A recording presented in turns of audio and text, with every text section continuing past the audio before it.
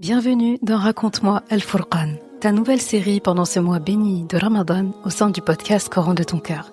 Moi, c'est Oustada Zainab, enseignante et éternelle étudiante du Coran. Cette année, je t'invite à t'arrêter, à observer et surtout à discerner. À travers la sourate Al-Furqan, Allah nous offre une boussole pour distinguer la vérité du faux, la clarté de la confusion et la voie d'Allah des chemins qui en éloignent. Dans un monde saturé de discours, d'images, de contradictions, Al-Furqan vient rétablir la lucidité de ton cœur et la posture droite à laquelle tu aspires. Raconte-moi Al-Furqan, ce discernement offert par Allah pour apprendre à voir juste, choisir juste et marcher droit même quand tout semble se brouiller autour de toi. Bismillahirrahmanirrahim. ألم تر إلى ربك كيف مد الظل ولو شاء لجعله ساكنا ثم جعلنا الشمس عليه دليلا ثم قبضناه إلينا قبضا يسيرا وهو الذي جعل لكم الليل لباسا والنوم سباتا وجعل النهار نشورا وهو الذي أرسل الرياح بشرا بين يدي رحمته وأنزلنا من السماء ماء طهورا. N'as-tu pas vu comment ton Rabb étend l'ombre? S'il avait voulu, certes, il l'aurait fait immobile. Puis nous lui fîmes du soleil un indice. Puis nous la saisissons pour la ramener vers nous avec facilité.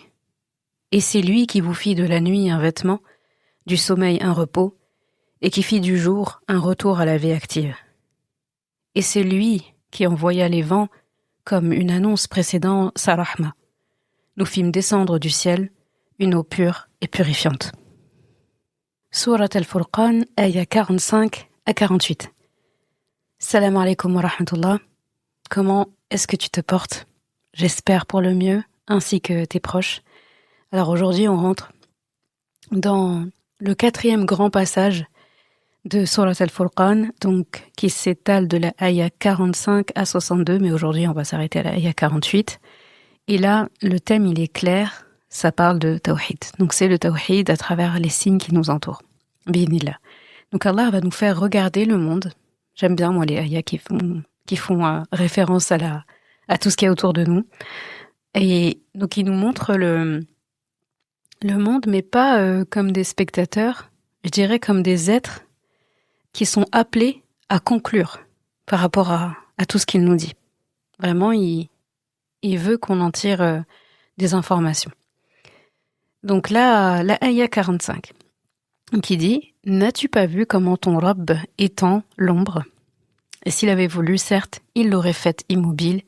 Puis, nous lui fîmes du soleil son indice. » Alors là, remarque la formulation quand il dit « N'as-tu pas vu comment ton Rabb étend l'ombre ?» Donc Allah ne dit pas simplement « Regarde l'ombre ». Regarde comment il étend l'ombre, comment il la rend étendue. Il dit « N'as-tu pas vu ton Rabb ?»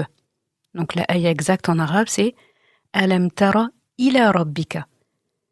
Donc, as-tu regardé ton Rabb? Comment il étend l'ombre. C'est différent.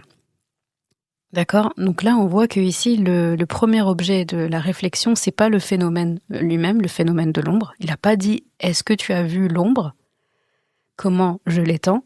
Mais il a dit « N'as-tu pas vu ton Rabb? Comment il étend l'ombre ?» Donc là, le premier objet, donc l'objet premier de la réflexion dans cette ayah, vu comment elle commence et comment elle est structurée, eh bien on voit que c'est Allah. Et dans d'autres passages, Allah il formule différemment. Il dit « N'as-tu pas vu ce qu'il a fait au peuple de l'éléphant, par exemple ?» Donc « Alam tara kayfa fa'ala rabbuka bi ashabil fil » par exemple.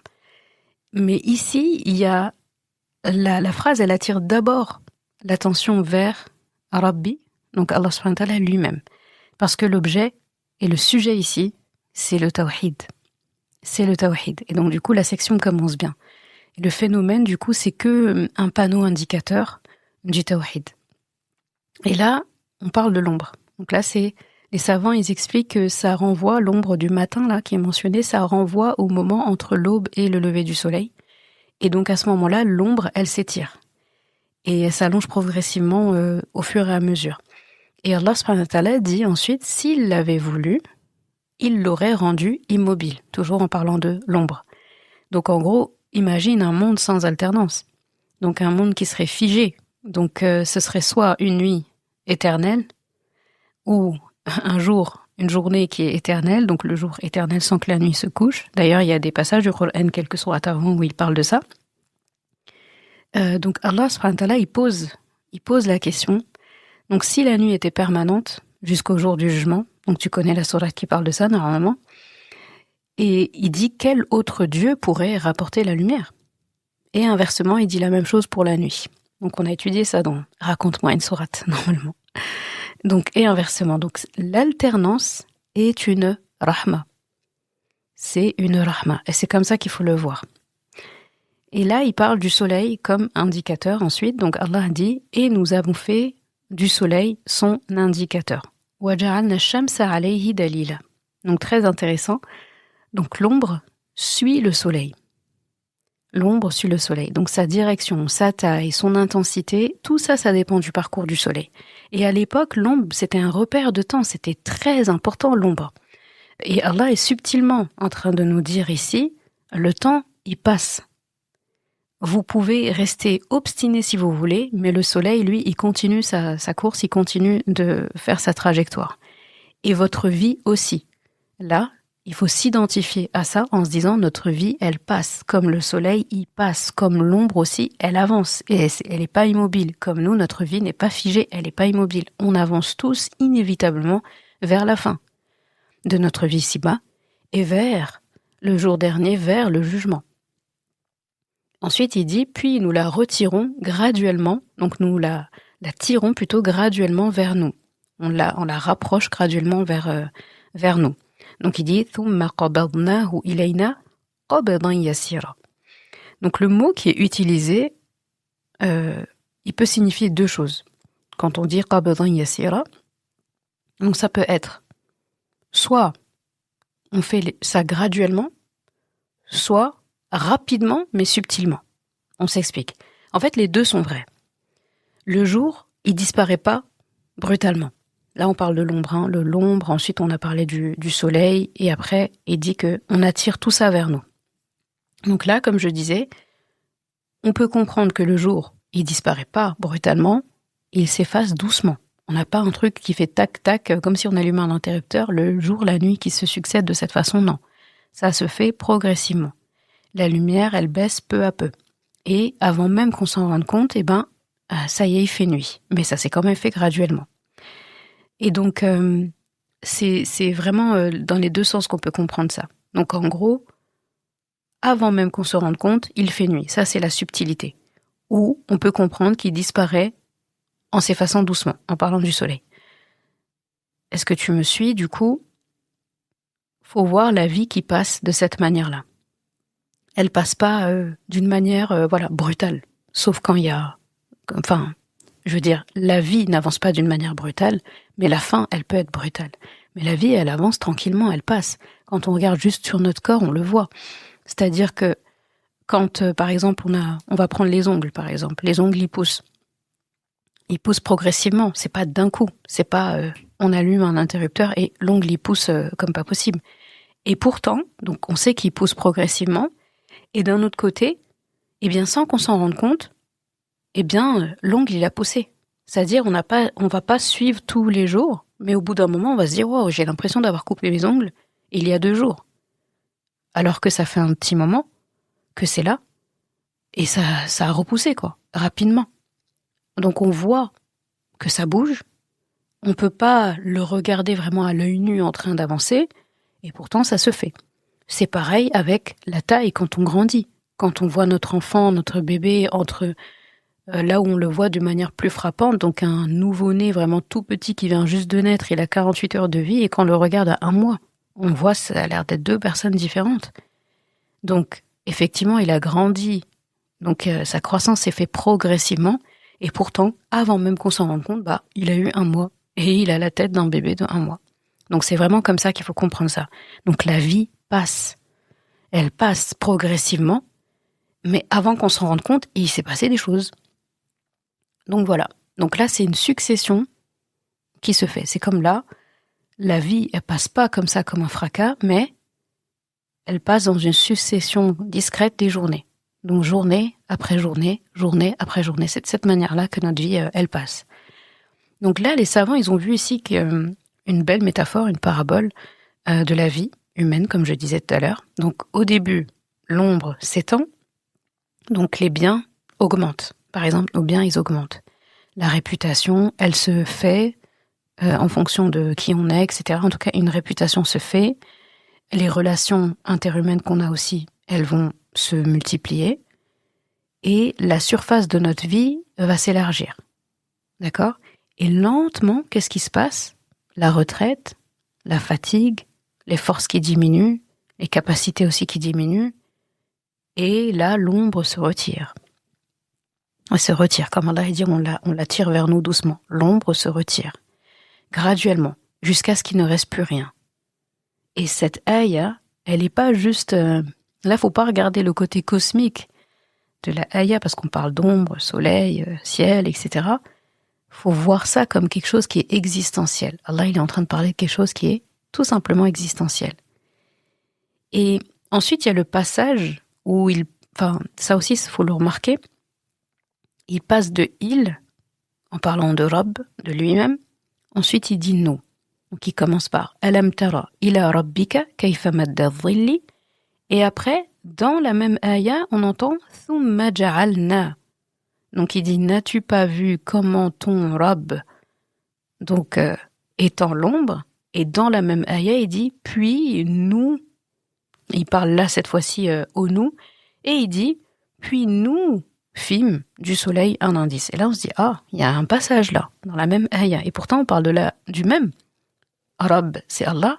Quand il dit nous, c'est Allah aussi. C'est pas lui et des gens, c'est Allah. Donc là il y a une subtilité rhétorique là qui est assez belle.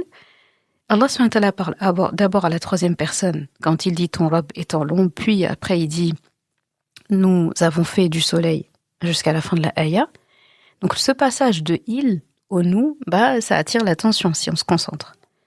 Et là c'est une manière d'impliquer, c'est une manière de rapprocher, comme si le discours il devenait plus direct.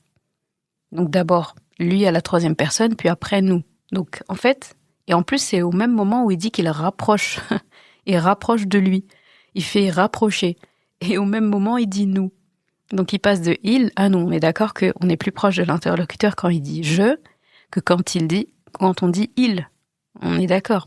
Donc là il y a une sagesse assez intéressante, c'est que les premières phases de la vie, on s'en souvient pas. On se souvient pas. Comme l'ombre où on fait pas attention à notre ombre. Et on les a pas observées avec conscience. Soit on s'en rappelle pas, et même quand on s'en rappelle, on se rappelle pas de tout dans la petite enfance. Mais quand le soleil, il est haut, quand la vie, elle est pleinement vécue, là, on est lucide. Quand le soleil, il est haut, on voit bien les choses. C'est pas sombre.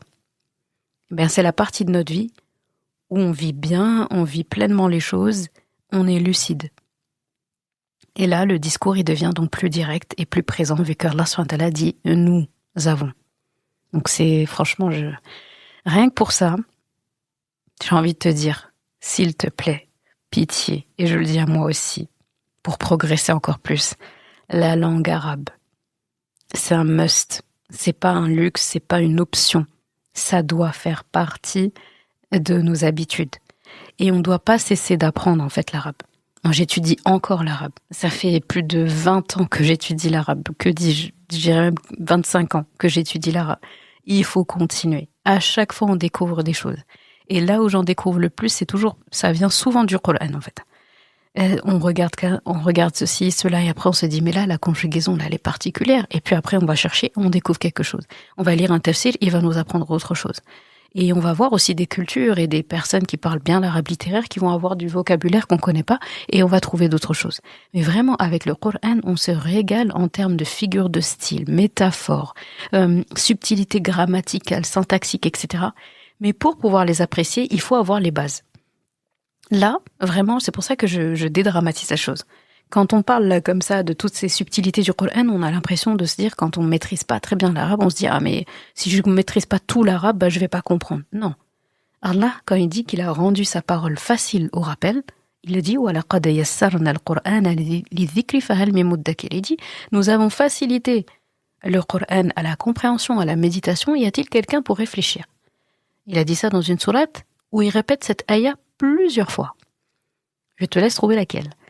Et donc, quand il dit ça, on sait qu'il a dit vrai. Eh bien, un des miracles, je trouve, du Coran, c'est que quand on a les règles basiques en arabe, c'est-à-dire on connaît verbe, complément, sujet, on sait conjuguer au présent, au passé, au futur, à l'impératif, on sait définir une phrase nominale, une phrase non nominale, on sait se débrouiller avec les pronoms, les prépositions, on sait distinguer bien le féminin, le masculin, le pluriel, le singulier. En fait, c'est du basique même en français. On sait compter un minimum. On connaît les règles de grammaire de base.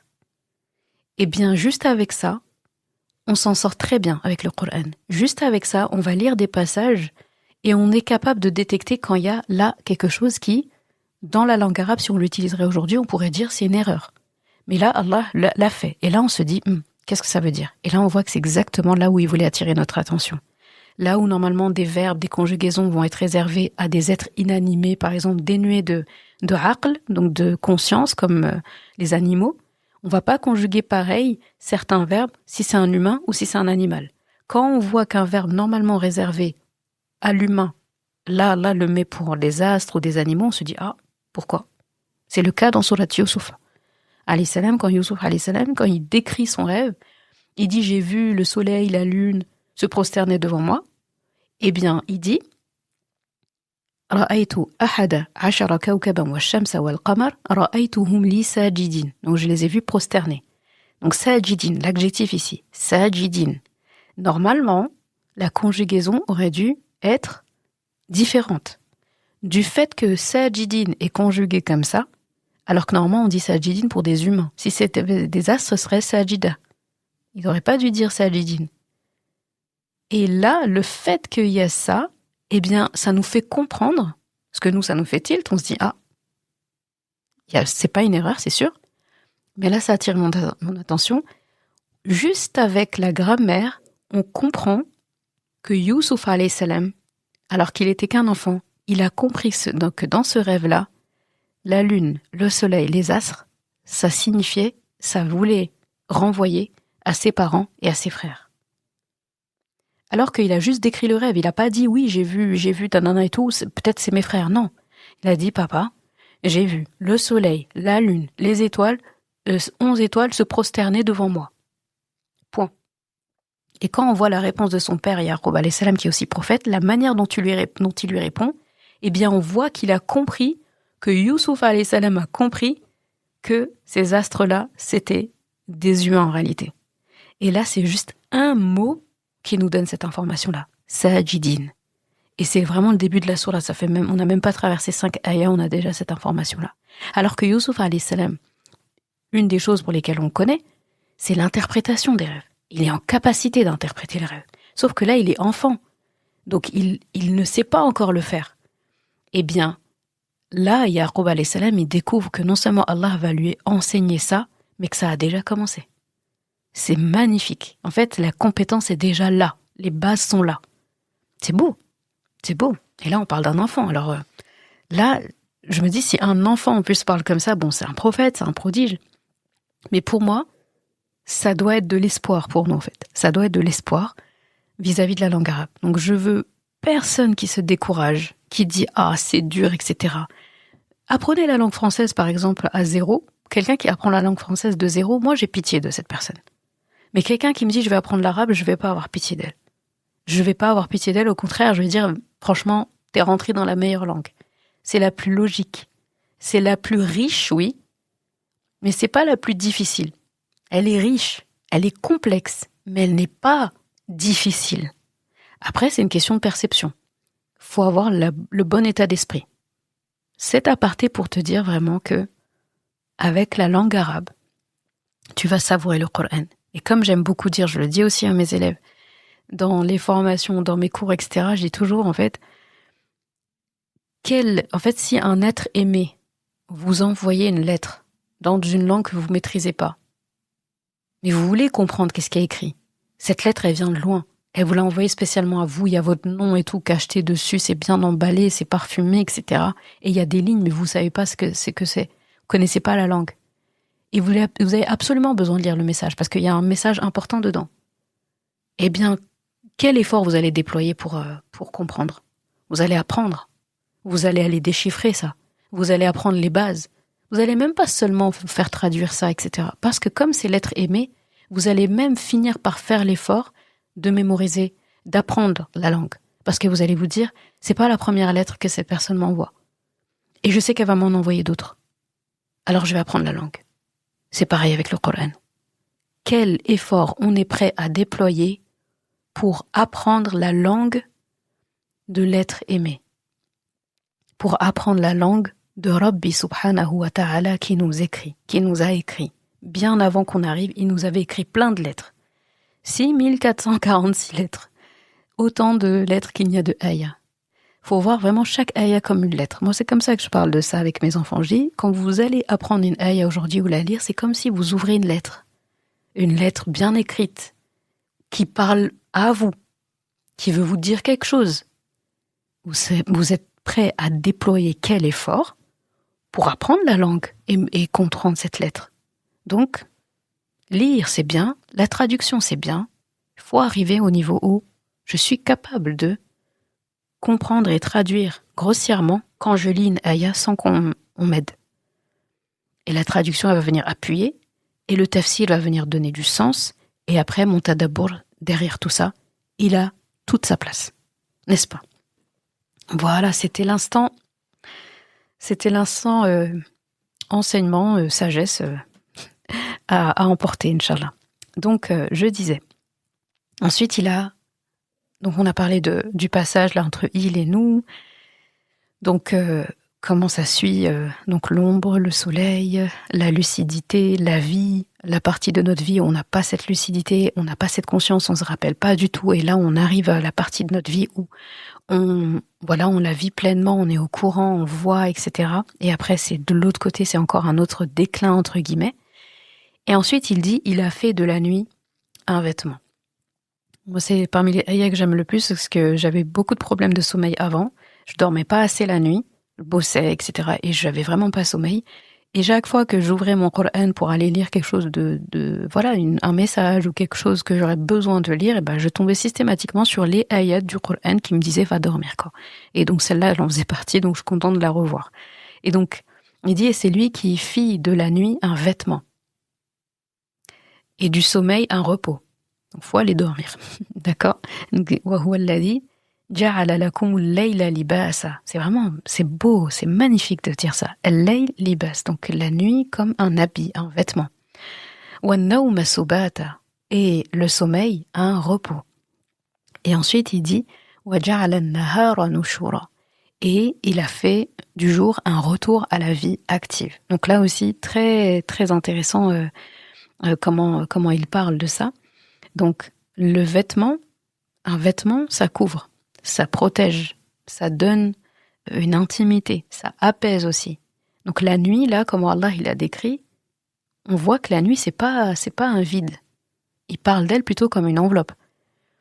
Et Allah subhanahu wa ta'ala, ensuite, il dit, et donc il a fait du sommeil un repos. Là aussi, le mot qui est utilisé, ça implique une pause. An-nawma subata. Donc, subata, ça veut dire un arrêt. D'ailleurs, c'est la même racine que pour dire sept, le fameux Shabbat aussi des Yahoud. Donc, sept, le sabbat, c'est là où tout s'interrompt. Là, c'est la même racine. An-nawma subata. La nuit, pendant le sommeil, en tout cas quand on est en sommeil, tout s'interrompt. Et chaque nuit, on sait que c'est une petite mort. Le prophète sallallahu alayhi wa sallam a dit qu'Allah reprend les âmes pendant le sommeil. Certaines ne reviennent pas. Qu'Allah nous accorde une belle mort à tous. Et chaque réveil, pour les gens qui reviennent, eh bien, c'est une sorte de mini-résurrection, une résurrection miniature. D'accord? Et ensuite, il dit, Et il a fait du jour nushura. Donc le jour, donc c'est traduit des fois par retour à la vie active, des fois c'est traduit par résurrection, parce que nushur c'est aussi la résurrection, c'est un réveil. Donc le mot qui est utilisé, c'est le même que pour la résurrection finale. Pour la résurrection finale, on parle aussi de nushur. Et donc dans les dohas du matin aussi d'ailleurs, qu'est-ce qu'on dit? Alhamdulillahi alladhi ahyana ba'dama amatana wa ilayhi nushur. Donc on parle de nushur. Donc chaque matin, c'est un rappel du jour dernier. Donc, tu vois comment Al-Furqan nous remet les pendules à l'heure. Donc tu te lèves, mais ce que tu as fait hier, on est d'accord, ça disparaît pas. Ça te suit. Ta journée d'aujourd'hui, c'est une continuité. Et donc là, tu vois l'histoire de l'ombre en fait qui te suit. Et la nuit, pareil, elle va pas supprimer les actes de la journée. Elle les met juste en pause. Et au jour dernier, ce sera pareil. Quand une personne, elle meurt, ses actions cessent, sauf les actions, bien sûr, continuent. Les sadaqas, un enfant pieux qu'on a laissé qui invoque pour nous, une science utile qu'on a transmise ou qu'on a facilité à quelqu'un à l'acquérir, etc. Et donc, quand une personne meurt, toutes ces actions s'arrêtent, sauf celle-là, et viendra encore un autre lever, un autre réveil, quand on sort de la tombe. Et là, la personne fera face à tout ce qu'elle a préparé. Elle va faire face à tous ces jours et toutes ces nuits qui se sont succédées. Et tous ces jours et ces nuits ont été enregistrés. Et donc, on voit bien que il faut bien faire pour toutes ces phases-là. Donc là, après ce rappel-là, Allah subhanahu wa ta'ala, il nous laisse pas dans l'angoisse. Parce que là, on pourrait se dire, ah oui, bon, c'est résurrection, nuit, ombre, tout ça, ça pourrait nous laisser dans un certain état. Là, il dit, et c'est lui qui envoie les vents comme annonciateurs de sa rahma. Et nous faisons descendre du ciel une eau pure. Donc là, on voit que le vent, il précède la pluie. Et le changement, ça précède aussi la rahma d'Allah subhanahu wa ta'ala. Donc quand le vent se lève, c'est que la pluie est proche, la pluie s'approche. Et spirituellement, c'est pareil. Et peut-être que ça t'arrive de ressentir une gêne, de l'inconfort, un malaise, de l'intérieur, aussi une remise en question, c'est une bonne chose, une remise en question. Eh bien, c'est peut-être les vents là. Tout ça, c'est peut-être les vents. Et là, cette ayah vient de te dire, la pluie arrive. Et la pluie, bien sûr, c'est une rahma. La pluie arrive. Donc les vents qui sont annonciateurs de sa rahma, et la manifestation de sa rahma, c'est l'eau pure qui descend du ciel. Et dans notre vie, c'est pareil. On a des tempêtes et des difficultés. Ça annonce que la rahma d'Allah s'approche. Et ensuite vient la pluie, après la difficulté. Et donc l'eau pure, ici, quand Allah il parle de ça, c'est aussi très intéressant quand il dit ma'an tahura. C'est pas le seul passage du Coran où il parle comme ça. Ma'an tahura. Donc Allah il qualifie l'eau de pure, sachant que l'eau déjà est pure de base. Donc ce mot, ça peut signifier soit que elle est pure en elle-même, cette eau, ou bien elle est purificatrice pour les autres. Donc c'est dans les deux sens. Ça peut être un peu, ça me fait penser à la lumière. La lumière, c'est une lumière en elle-même, elle s'éclaire elle-même, et elle est aussi une lumière pour les autres. Une lampe, c'est impossible qu'elle s'éclaire qu'elle-même. Dans ce cas, on l'étouffe dans un cube fermé et opaque, et c'est tout, et elle va s'éclairer elle-même toute seule. Mais de base, une lampe, elle est exposée. Et donc là, elle illumine et elle, et ce qu'il y a autour d'elle. Eh bien, c'est exactement la description du Coran ici, quand Allah subhanahu wa ta'ala parle de cette eau qui est pure. Donc, qui est pure en elle-même et purifie et purificatrice pour les autres. Le Coran, c'est la même chose. Il est pur en lui-même et il purifie les gens qui le lisent. Et il descend comme une pluie. Il ravive les cœurs, comme la pluie vient raviver la terre qui est morte. Allah, il aime beaucoup faire l'analogie entre la pluie, le ciel, la pluie, la terre, et le Coran dans les cœurs des musulmans. Donc en gros, même une terre qui est desséchée, elle peut redevenir verte.